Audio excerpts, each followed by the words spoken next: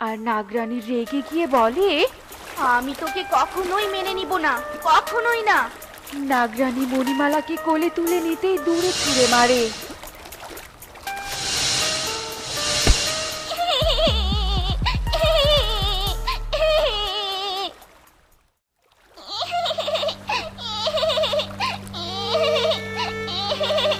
তোমার কন্যাকে নিয়ে আমার রাজ্য থেকে চলে যাও। আমার বংশ বাড়ানোর জন্য পুত্র সন্তান দরকার, কোনো কন্যাকে নয়। না শঙ্খরাজ, এভাবে বলো না। আমি এই রাজ্য ছেড়ে কোথায় যাব? এই মণিমালা তো শুধু আমার একার কন্যা নয়, তোমারও কন্যা। চুপ করো ঝিনুকমালা, তুমি যদি এই মুহূর্তে এই রাজ্য থেকে চলে না যাও তবে তোমাকে আর তোমার কন্যাকে আমি হত্যা করব। না, আমি চলে যাচ্ছি শঙ্খরাজ, চলে যাচ্ছি। এ কথা বলে অসহায় ঝিনুকমালা তার সদ্য জন্ম নেওয়া সন্তান মণিমালাকে নিয়ে জল রাজ্য থেকে বেরিয়ে যায়।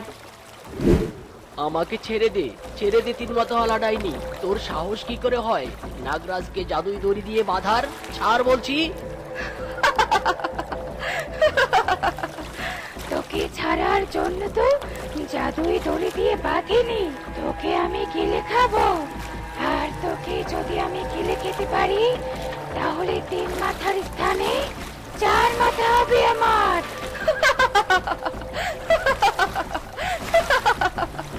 না না, কখনো তোর ওই আশা পূরণ হবে না। বাঁচাও, কে আছো? আমাকে বাঁচাও, বাঁচাও। ডাইনি, তোর এই জাদুই দড়ি বাঁধার কারণে আমি আমার শক্তি প্রয়োগ করতে পারছি না। নয়তো নয়তো তোকে আজ আমি ভস্ম করে দিতাম। বাঁচাও, বাঁচাও। নাগরাজের এমন আত্মচিৎকার ঝিনুকমালা শুনতে পায় আর বলে, এ কি, এটা নাগরাজের কণ্ঠ না? এভাবে চিৎকার করছে কেন? দেখি তো গিয়ে। ঝিনুকমালা চিৎকার অনুসরণ করে তিন মাথাওয়ালা ডাইনি আর নাগরাজের কাছে পৌঁছায়। আর গিয়ে দেখে তিন মাথাওয়ালা ডাইনি তার শক্তির বলয় উৎপন্ন করে নাগরাজের দিকে যেমনি ছুঁড়ে মারে অমনি ঝিনুকমালা নাগরাজের সামনে এসে দাঁড়ায়। আর সেই শক্তির বলয় ঝিনুকমালার বুকে এসে লাগে। এ কি ঝিনুকমালা? এ কি, এই ঝিনুকমালা আবার মাঝখানে কোথা থেকে এলো? ডাইনি, তোকে আজ আমি ছাড়বো না। আমাকে আঘাত করলি, দেখ তোর তোর আমি কি হাল করি। এ কথা বলে ঝিনুকমালা জাদু দিয়ে তার হাতে একটা তরবারি নিয়ে আসে আর সেই তরবারি তিন মাথাওয়ালা ডাইনির বুকে ছুঁড়ে মারে। আর সেই ডাইনি তরবারির আঘাতে আঘাতপ্রাপ্ত হয়। নাগরাজ, আমি তোকে ছাড়বো না। আজ ঝিনুকমালা আমার স্বার্থের সামনে বাধা হয়ে দাঁড়িয়েছে। এরপর এরপর আর কেউ দাঁড়াতে পারবে না। আজ তরবারির আঘাতে আমি চলে যাচ্ছি, কিন্তু আমি ফিরবো, আবার ফিরবো।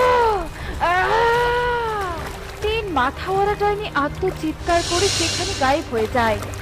আর ডাইনি গায়েব হয়ে যাওয়ার সাথে সাথে নাগরাজের শরীরের বাঁধন খুলে যায়। ঝিনুকমালা, কেন তুমি আমাকে বাঁচানোর জন্য নিজের এত ক্ষতি করলে? দাঁড়াও, আমি এখনই আমার জাদু শক্তি দিয়ে তোমাকে ঠিক করে দিচ্ছি। না না, না না নাগরাজ, আর কোনো শক্তিতে কিচ্ছু হবে না। আমার যে আমার যে অন্তিম মুহূর্ত চলে এসেছে নাগরাজ। নাগরাজ, তুমি বরং আমার কন্যা সন্তানকে বাঁচাও, তোমার কাছে আগলিয়ে রেখো নাগরাজ।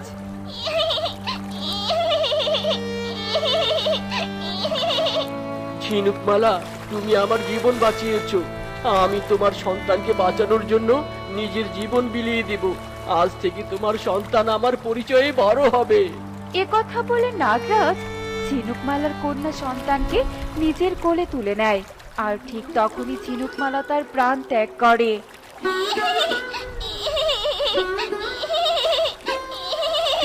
কাঁদিস না মা, কাঁদিস না। তোর মা মৃত্যুবরণ করেছে তো কি হয়েছে? তুই অনাথ হয়ে যাসনি।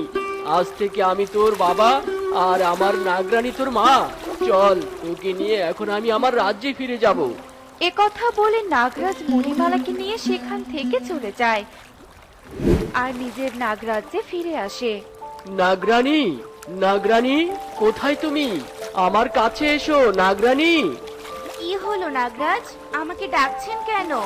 এ কি, আপনার হাতে এটা কার কন্যা? নাগরানী, এটা জলপরি ঝিনুকমালার কন্যা মণিমালা। আজ এই ঝিনুকমালার জন্য আমি প্রাণে বেঁচে ফিরেছি। তোমাকে আমি পুরো ঘটনা বলছি নাগরানী। এ কথা বলে নাগরাজ সেই তিন মাথাওয়ালা ডাইনির আক্রমণের কথা এবং ঝিনুকমালার আত্মত্যাগের কথা একে একে সব খুলে বলে। সব শুনে নাগরানী বলে ওঠে, আমি মানছি ঝিনুকমালা তোমাকে বাঁচানোর জন্য নিজের জীবন বাজি রেখেছে, মৃত্যুবরণ করেছে। তাই বলে তুমি একদম সোজা এই অন্য জাতের কন্যাকে আমাদের রাজ্যে নিয়ে আসবে? তুমি আমাকে অপমান করার জন্য এই কাজ করেছো, তাই না? এসব তুমি কি বলছো নাগরানী? অপমান? কিসের অপমান? হ্যাঁ হ্যাঁ হ্যাঁ, অপমান। আমি যে কোনো সন্তান জন্ম দিতে পারিনি, আর সে কারণে তুমি আমাকে ছোট করার জন্য এই কন্যাকে এখানে এনেছো, যাতে আমি এই কন্যাকে দেখি আর নিজের অসম্পূর্ণতার শোকে ধুকে ধুকে কষ্ট পাই। না, ভুল ভাবছো নাগরানী, ভুল ভাবছো তুমি। আমি তোমাকে কষ্ট দিতে এই কন্যাকে নিয়ে আসিনি, শুধুমাত্র এর মায়ের উপকারের প্রতিদান দিতেই নিয়ে এসেছি। নাও, এই কন্যাকে কোলে তুলে নাও, আপন করে নাও নাগরানী। এ কথা বলে নাগরাজ মণিমালাকে নাগরানীর কোলে তুলে দেয়। আর নাগরানী রেগে গিয়ে বলে, আমি তোকে কখনোই মেনে নিব না, কখনোই না। নাগরানী মণিমালাকে কোলে তুলে নিতেই দূরে ছুঁড়ে মারে।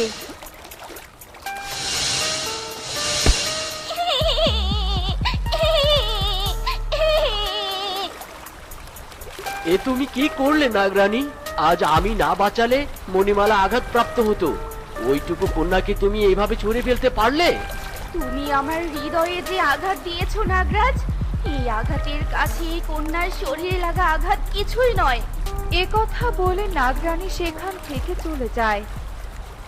আর নাগরাজ পদ্ম ফুলের ওপর থেকে মণিমালাকে কোলে তুলে নেয় আর বলে, যে যাই বলুক, তুই আমার কন্যা মণিমালা, তুই আমার কন্যা।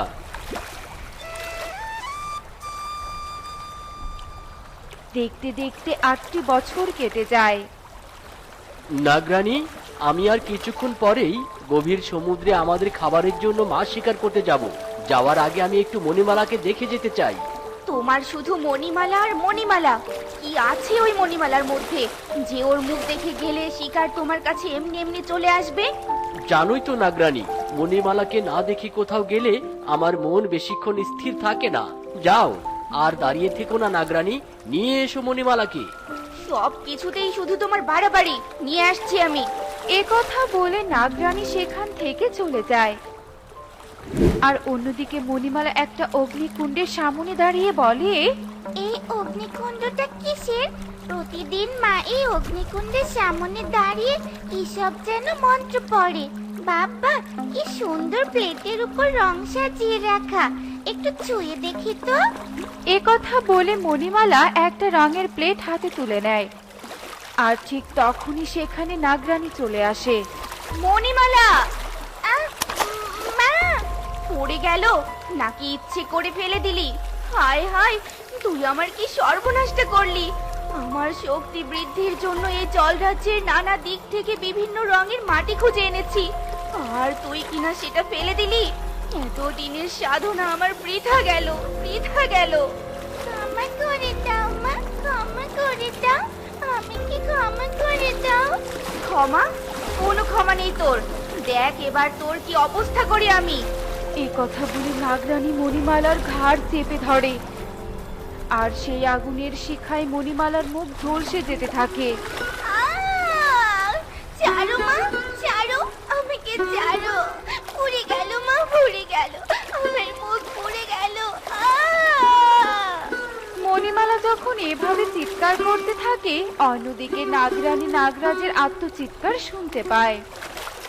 তুই আবার এসেছিস? ছাড়, ছাড়, আমাকে ছাড়। এ কি? নাগরাজ, নাগরাজ এভাবে চিৎকার করছে কেন? গিয়ে দেখি তো। যন্ত্রণা হচ্ছে, আমার যন্ত্রণা হচ্ছে, প্রচন্ড যন্ত্রণা হচ্ছে।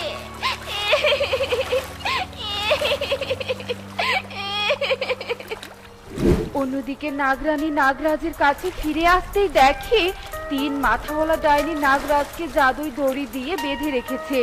তা দেখে নাগরানী বলে ওঠে, এ কি তিন মাথাওয়ালা ডাইনি তুই তুই আবার ফিরে এসেছিস? তোর সাহস কি করে হয় নাগরাজকে জাদুই দড়ি দিয়ে বাঁধার? এবার দেখ আমি তোর কি হাল করি। এ কথা বলে নাগরানী যখন তিন মাথাওয়ালা ডাইনির ওপর জাদু প্রয়োগ করতে যায়, অমনি ডাইনি নাগরানীকে জাদুই দড়ি দিয়ে বেঁধে ফেলে। ছাড় ছাড় বলছি, ছাড় আমাকে, ছাড় বলছি।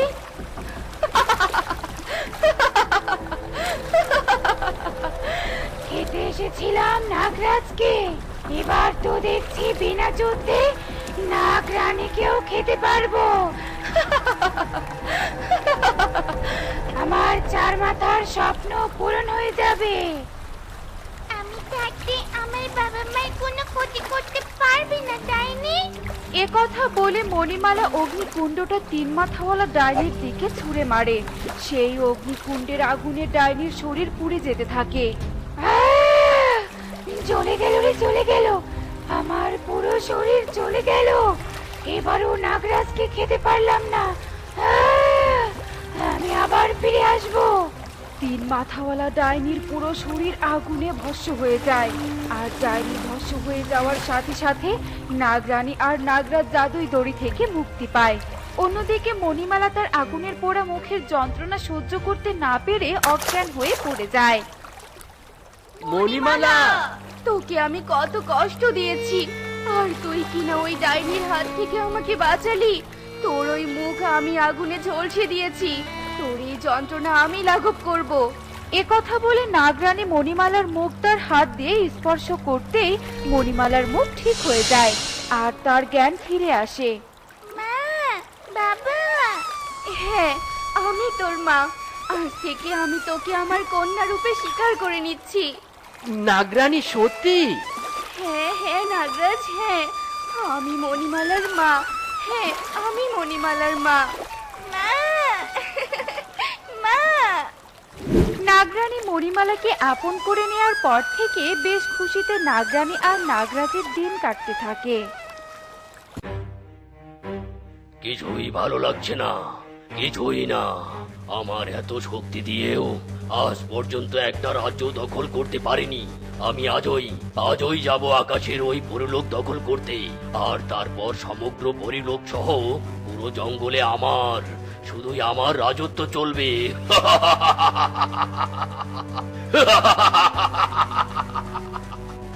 এই বলেই নাগ রাক্ষস জাদু দিয়ে তার নিজের রূপ পরিবর্তন করে একটা বাজ পাখির রূপ ধারণ করে আর গুহা থেকে বেরিয়ে পরিলোকের দিকে চলতে থাকে। অন্যদিকে পরিলোকের রাজকুমারী তিতলি পরি তার অস্ত্র চালানোর প্রশিক্ষণ নিচ্ছে। হেইয়া হেইয়ো হেইয়া। তিতলি পরির প্রশিক্ষণের মাঝে ওখানে এক দাসী পরি আসে, তার হাতে শরবত নিয়ে। রাজকুমারী, রানীমা আপনার জন্য শরবত পাঠিয়েছে, নিন রাজকুমারী, শরবত পান করুন। তিতলি পরি প্রশিক্ষণ থামিয়ে দাসী পরির শরবতের গ্লাস নিয়ে শরবত পান করে আর তারপর জাদু করে একটা আপেল প্রকট করে আর দাসী পরির দিকে এগিয়ে দিয়ে বলে, এই নাও দাসী, এই আপেলটা মাথায় রেখে ওইখানে গিয়ে দাঁড়াও, আমার প্রশিক্ষণ এখনো শেষ হয়নি। তিতলি পরির কথা মতো দাসী পরি কিছুটা দূরে গিয়ে দাঁড়ায় আর তিতলি পরি তার ঝুড়ি দাসী পরির মাথায় থাকা আপেলটার দিকে ছুঁড়ে মারে আর সাথে সাথে আপেলটা দ্বিখণ্ডিত হয়ে যায়। ঠিক তখনই সেখানে বাজ পাখি রূপী নাগ রাক্ষস চলে আসে আর বাজ পাখির রূপ ছেড়ে নিজের রূপে ফিরেই জাদু করে দাসী পরীকে বন্দি করে ফেলে। এ কি দাসী পরি, তুমি বন্দি হলে কি করে? কে বন্দি করলো তোমাকে? আমি বন্দি করেছি। আমি এখন তোকে বন্দি করব রাজকুমারী, আর তারপর এই রাজ্য হবে আমার আর আমি হব পরিলোকের রাজা। নাগ রাক্ষসকে দেখে আর নাগ রাক্ষসের কথা শুনে তিতলি পরি ভীষণ রেগে যায়। মূর্খ নাগ রাক্ষস, যতদিন আমার দেহে প্রাণ আছে ততদিন এই রাজ্য দখল করতে পারবি না। তুই এখানে নিজের মৃত্যু নিজের হাতে নিয়ে এসেছিস। এত বড় সাহস তোর আমার মৃত্যু নিয়ে কথা বলিস? এবার দেখ আমি কি করি। নাগ রাক্ষস তিতলি পরীর দিকে বিষ ছুঁড়ে মারে। তিতলি পরীও তার পরী শক্তির মাধ্যমে নাগ রাক্ষসের ছোড়া বিষকে প্রতিহত করে। এভাবে আক্রমণের পাল্টা আক্রমণ চলতেই থাকে। এক পর্যায়ে নাগ রাক্ষস ক্লান্ত হয়ে যায়।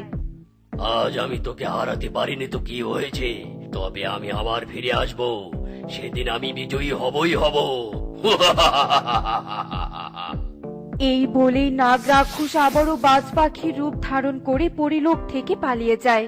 রাজকুমারী তিতলি দাসী পরীকে মুক্ত করে। মুক্ত হয়ে দাসী পরী বলে, রাজকুমারী, আপনি সত্যি অনেক শক্তিশালী। আপনি এই রাজ্যের আর আমাদের রক্ষাবতী। আশীর্বাদ করো দাসী, সারা জীবন যেন এভাবে আমি অশুভ শক্তিকে প্রতিহত করতে পারি। অন্যদিকে নাগ রাক্ষস তার গুহায় ফিরে বলতে থাকে, পারলাম না সামান্য একটা পরীকে পরাজিত করতে।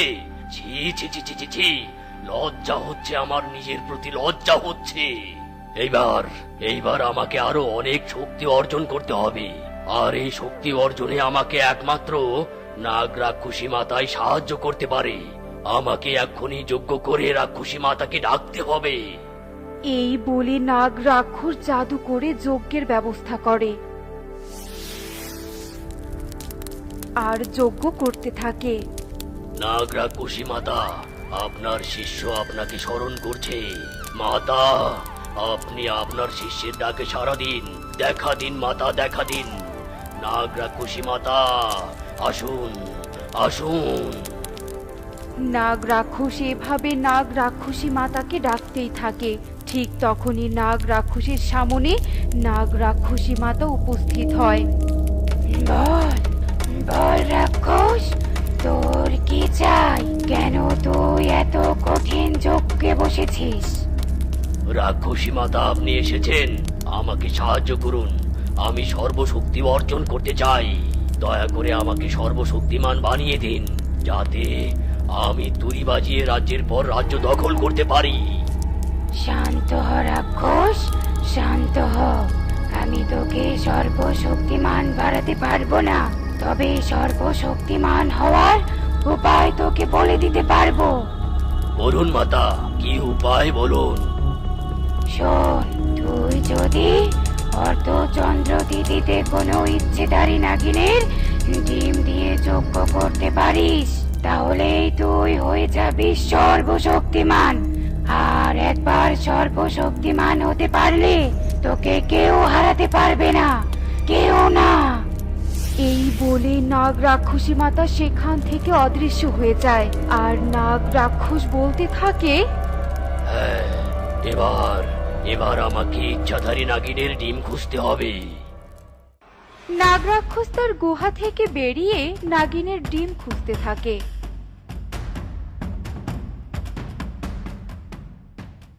অন্যদিকে ওই জঙ্গলের আরেকটা গুহায় মল্লিকা নাগিন তার একটা ডিম নিয়ে থাকে। মল্লিকা নাগিন তার ডিমকে হাতে নিয়ে বলে, আমার সোনা, মা যে তোর জন্য অনেক অপেক্ষা করছে। তুই তাড়াতাড়ি মায়ের কোলে চলে আয় মা, মা তোকে অনেক আদর করবে। মল্লিকা নাগিন তার ডিমকে যখন আদর করতে ব্যস্ত, ঠিক তখনই সেখানে নাগ রাক্ষসের আগমন ঘটে। নাগ রাক্ষস নাগিনের উদ্দেশ্যে বলতে থাকে, মন ভরে আদর করে নে, কারণ ওই ডিম আমার কাছে আসার পর তুই আর আদর করতে পারবি না। হে কি, নাগ রাক্ষস, তুই এখানে? মূর্খ নাগিন, আমি তোর ডিম নিতেই এখানে এসেছি। আর ভালোই বলছি, ডিমটা আমার হাতে তুলে দে, আমার হাতে তুলে দে। আমি বেঁচে থাকতে এই ডিম তুই কিছুতেই পাবি না রাক্ষস। এই ডিম আমার প্রাণ ভোমরা। তাহলে মর তুই। নাগ রাক্ষস এই বলেই মল্লিকা নাগিনের দিকে জাদুই তরবারি ছুঁড়ে মারে। মল্লিকা নাগিন ও নাগ রাক্ষসের তরবারি এক এক করে প্রতিহত করতে থাকে।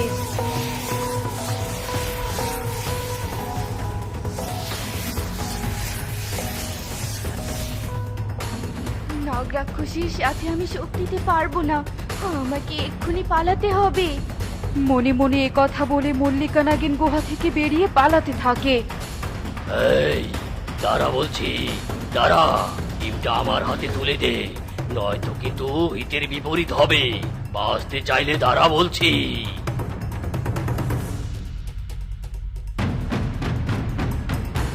নাগ রাক্ষসের হুঙ্কার শুনে মল্লিকা নাগিন আরো দ্রুত ছুটতে থাকে। নাগ রাক্ষস বিরক্ত হয়ে নাগিনীর পিছু পিছু ছুটতে ছুটতে আবারও জাদুই তরবারি ছুটতে থাকে। এই শয়তান নাগ রাক্ষস তো আমার পিছু কিছুতেই ছাড়ছে না। আমাকে কোথাও একটা লুকাতে হবে। মল্লিকা নাগিন তার কথা মতো একটা গাছের আড়ালে লুকিয়ে পড়ে। হে বিধাতা, সাহায্য করো আমাকে, ওই রাক্ষসের হাত থেকে আমাকে বাঁচাও, বাঁচাও। নাগিন যে গাছের আড়ালে লুকিয়েছিল সেই গাছের ডালে এক ছোট্ট টুনি পাখি তার বাসায় বসেছিল। টুনি পাখি নাগিনকে এই অবস্থায় দেখে বলে, মল্লিকা নাগিন, তোমাকে এত অস্থির দেখাচ্ছে কেন? কি হয়েছে? নাগ রাক্ষস আমার ডিমকে আমার কাছ থেকে ছিনিয়ে নেওয়ার জন্য আমাকে তাড়া করেছে টুনি পাখি। আমার এই বিপদের দিনে আমাকে সাহায্য করার মতো কেউ নেই, কেউ নেই।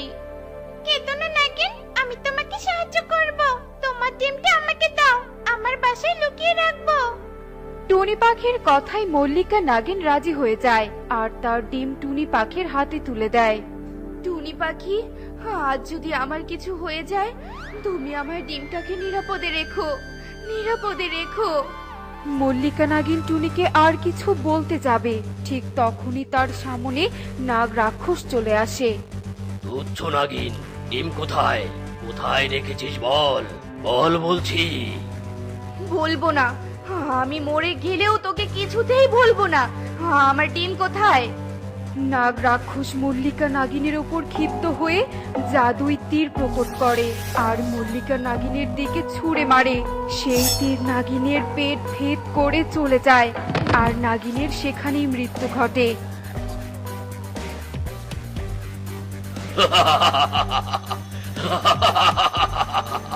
আমার কথা যে অমান্য করে তাকে আমি কঠোর শাস্তি দেই। যাই, তাড়াতাড়ি ডিমটা খুঁজি। এই বলেই নাগ রাক্ষস সেখান থেকে চলে যায়। এদিকে টুনি পাখি তার বাসায় বসে চুপটি করে সব দেখে চোখের জল ফেলতে থাকে আর নাগিনের ডিমের উদ্দেশ্যে মনে মনে বলতে থাকে, ডিম সোনা, তোর কপালটা অনেক খারাপ। তোর জন্মের আগেই যে তোর মা আর নেই। দেরি নয়, আমি এক্ষুনি তোকে পরিলোকের রাজকুমারী তিতলিপরির কাছে নিয়ে যাব। পরিলোকেই যে তোর এখন নিরাপদ আশ্রয়। টুনি যখন এসব বলছিল ঠিক ডিম থেকে একটা নাগিন কন্যা বেরিয়ে আসে। হায় হায়, ডিম থেকে যে নাগিন কন্যা বের হলো। এবার আমি এই নাগিন কন্যাকে কি করে পরিলোকে নিয়ে যাব? আমি বরং রাজকুমারী তিতলিপরিকে এই জঙ্গলে ডাকি। রাজকুমারী তিতলিপরি, তুমি শুনতে পাচ্ছ আমার ডাক? তিতলিপরি, তিতলিপরি, জঙ্গলে নেমে এসো। টুনির ডাক শুনে তিতলি পরি পরিলোক থেকে নেমে টুনির সামনে চলে আসে। বলো টুনি, আমাকে কেন ডাকছো? তিতলিপরি, আমার জন্য তোমাকে ডাকিনি, তোমাকে নাগিন কন্যার জন্য ডেকেছি। তোমার বাসায় নাগিন কন্যা কি করে? আর এই নাগিন কন্যার মা কোথায়? বলছি পরি, বলছি, আমি তোমাকে সব বলছি। এই নাগিন কন্যার সাথে কি কি ঘটেছে। টুনি তার চোখের সামনে ঘটে যাওয়া সব ঘটনা তিতলি পরীকে খুলে বলে। টুনির মুখে নাগ রাক্ষসের কথা শুনে তিতলি পরী ভীষণ রেগে যায়। ওই নাগ রাক্ষসের বড্ড বার বেড়েছে, ওর জন্য আজ একটা কন্যা মাহারা হয়েছে। ওকে তো আমি ছাড়বো না। নাগ রাক্ষস, আমি আসছি তোর ধ্বংসলীলা ঘটাতে। টুনি, নাগিন কন্যাকে দেখে রেখো, আমি আসছি। তিতলি পরে টুনির ওখান থেকে সোজা নাগ রাক্ষসের সামনে চলে আসে। নাগ রাক্ষস তার সামনে তিতলি পরীকে দেখে বলে, তুই তুই এখানে? হ্যাঁ আমি তোকে আজ একেবারে শেষ করতে চলে এসেছি শয়তান। এ, আমার জঙ্গলে এসে আমাকে হুমকি দিচ্ছিস? বেয়াদব পরি, আজ তুই বাঁচবি না, বাঁচবি না। নাগ রাক্ষস তিতলি পরীর দিকে জাদু ছুঁড়ে মারে আর তিতলি পরীও তার সর্বশক্তি দিয়ে একটা জাদুই ত্রিশূল প্রকট করে আর নাগ রাক্ষসের বুকে ছুঁড়ে মারে আর ত্রিশূল গিয়ে সোজা নাগ রাক্ষসের বুকে গিয়ে বিঁধে। নাগ রাক্ষস আর্তনাদ করে সেখানেই ভস্ম হয়ে যায়। আর পরি সেখান থেকে টুনির কাছে ফিরে আসে। ফিরে এসেছো পরি? তোমার কিছু হয়নি তো? আমার কিছু হয়নি টুনি পাখি, আমি ঠিক আছি। দাও দেখি, নাগিন কন্যাকে আমার কাছে দাও। পরি হাত বাড়িয়ে নাগিন কন্যাকে কোলে তুলে নেয়। টুনি পাখি, এবার আমি আসি, তুমি সাবধানে থেকো। আর কোনো সাহায্য লাগলে আমাকে স্মরণ করো, কেমন? আচ্ছা ঠিক আছে। তিতলি পরি টুনি পাখির কাছে বিদায় নিয়ে নাগিন কন্যা সহ পরি লোকে ফিরে আসে আর বেশ সুখে শান্তিতে দিন কাটাতে থাকে। বন্ধুরা, তোমাদের কি আমাদের চ্যানেলের কার্টুনগুলো দেখতে খুব ভালো লাগে? তাহলে দেরি কিসের, এক্ষুনি আমাদের চ্যানেলটি সাবস্ক্রাইব করে দাও আর অবশ্যই কমেন্টে জানাতে ভুলবে না কিন্তু আমাদের এই গল্পের কোন পার্টটি তোমাদের কাছে সবথেকে বেশি মজাদার লেগেছে। Bye bye.